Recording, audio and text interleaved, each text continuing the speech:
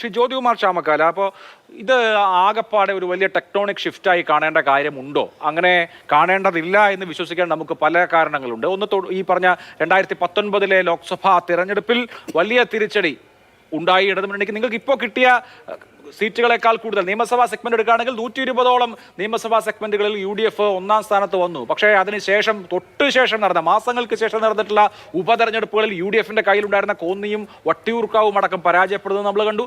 അത് കഴിഞ്ഞ് മാസങ്ങൾക്ക് ശേഷം അടുത്ത ഡിസംബറിൽ നടന്ന പഞ്ചായത്ത് തെരഞ്ഞെടുപ്പിൽ, തദ്ദേശ സ്ഥാപന തെരഞ്ഞെടുപ്പുകളിൽ നിങ്ങൾ തോറ്റു.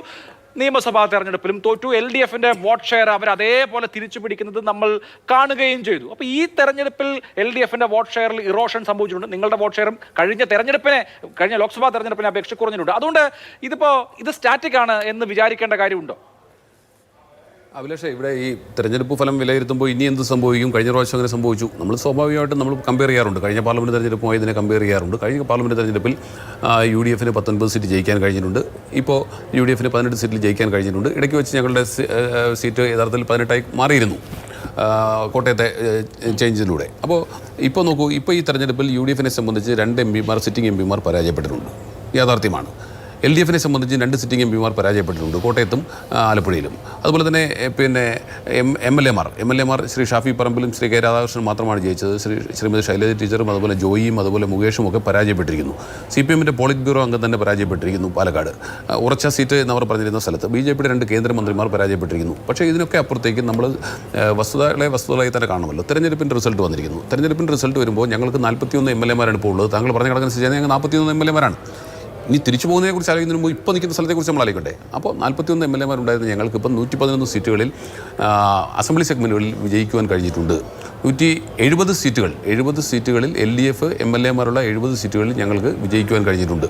ഇപ്പോൾ BJPയെ സംബന്ധിച്ച് BJP തിരുവനന്തപുരം ജില്ലയിലും അതുപോലെ തന്നെ തൃശ്ശൂരുമൊക്കെ കടന്നുകയറ്റം നടത്തിയിട്ടുണ്ട്. BJP 11 സീറ്റുകളിൽ മുമ്പിൽ വന്നിട്ടുണ്ട്. തൃശ്ശൂരിലെ 7 സീറ്റിലും ഇല്ല. അദ്ദേഹം പറഞ്ഞതുപോലെ തൃശ്ശൂരിലെ 6 സീറ്റിൽ BJP ഒന്നാം സ്ഥാനത്തേക്കും 1 സീറ്റിൽ ഗുരുവായൂർ അവിടെ UDF ഒന്നാം സ്ഥാനത്തേക്കും വന്നിട്ടുണ്ട്. തിരുവനന്തപുരം പാർലമെൻറ്റ് സെഗ്മെൻറ്റിൽ 3 സീറ്റിൽ ഒന്നാം സ്ഥാനത്ത് വന്നിട്ടുണ്ട്.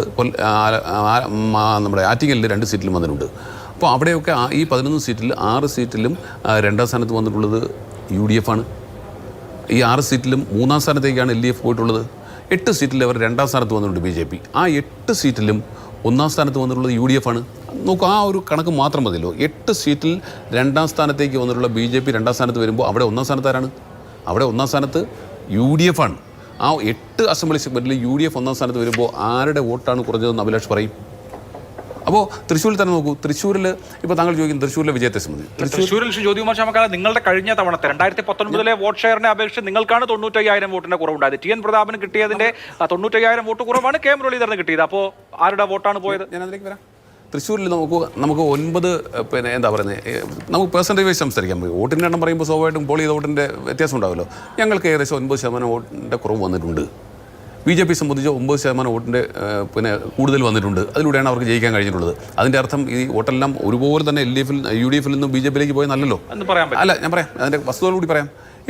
അവിടെ 2ാം സ്ഥാനത്ത് ഇപ്പം ഞങ്ങൾ 2ാം സ്ഥാനത്ത് വന്നിരിക്കുകയാണ് തൃശ്ശൂർ മണ്ഡലത്തിൽ, തൃശ്ശൂർ അസംബ്ലി സെഗ്മെൻറ്റിൽ സുനിൽകുമാർ MLA ആയിരുന്നു. സംസ്ഥാനത്തിൻ്റെ മന്ത്രിയായി CPIയുടെ സംസ്ഥാനത്തെ അറിയപ്പെടുന്ന നേതാവായി നല്ലൊരു മന്ത്രിയായിരുന്ന CPIയുടെ സംസ്ഥാന നേതാക്കന്മാരിൽ എണ്ണിയെടുക്കാൻ കഴിയുന്ന പ്രധാനപ്പെട്ട നേതാക്കളിൽ ഒരാളാണ് അദ്ദേഹത്തിന് മുമ്പ് മത്സരിച്ച രാജാജി മാത്യു മത്സരിക്കുമ്പോൾ ഒരേ വോട്ട് കിട്ടിയാൽ മതിയോ അഭിലാഷേ?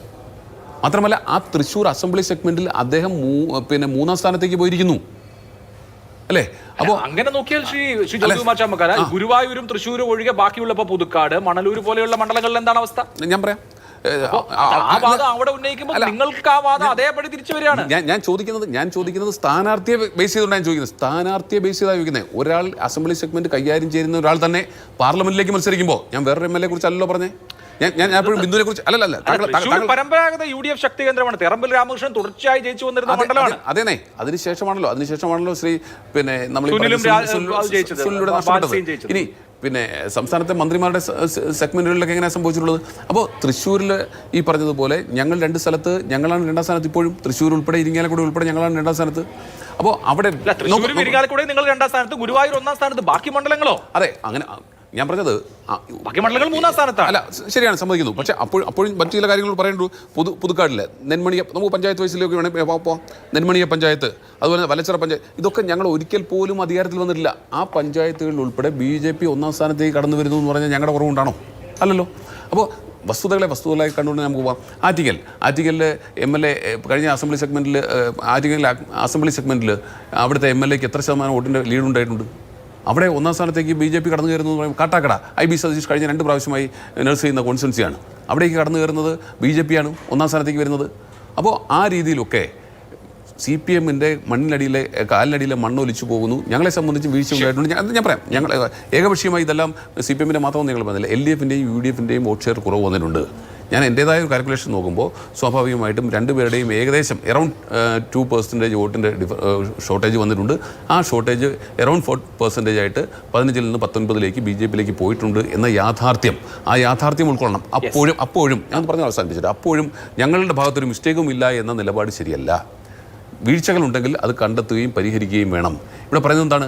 ഞങ്ങൾ ദേശീയ നേതൃത്വം അല്ലെങ്കിൽ കേന്ദ്ര സർക്കാർ ഞങ്ങളെ, നിങ്ങൾ പറഞ്ഞതെന്താ? തെരഞ്ഞെടുപ്പ് സമയത്ത് അഭിലാഷ ഇതേ വേദിയിൽ ഇതേ ഫ്ലോറിൽ തന്നെ പറഞ്ഞിട്ടില്ലേ, ഞങ്ങൾക്കുണ്ടായിട്ടുള്ള കേന്ദ്ര സർക്കാരിൽ നിന്നുണ്ടായിട്ടുള്ള പീഡനം, അതിനെ സംബന്ധിച്ച് അല്ലെങ്കിൽ ഞങ്ങൾക്ക് ഭരണവിരുദ്ധ വികാരം, ഇങ്ങനെ അവർ പറഞ്ഞത്, LDF പറഞ്ഞത് ഞങ്ങൾക്കുണ്ടായ ഭരണവിരുദ്ധ വികാരം ഞങ്ങൾ ക്യാമ്പയിനിലൂടെ മറികടന്നു എന്നാണ് അവർ തുടർച്ചയായി പറഞ്ഞുകൊണ്ടിരുന്നത്. അത് നടന്നില്ല എന്ന യാഥാർത്ഥ്യം ഉൾക്കൊള്ളണ്ടേ?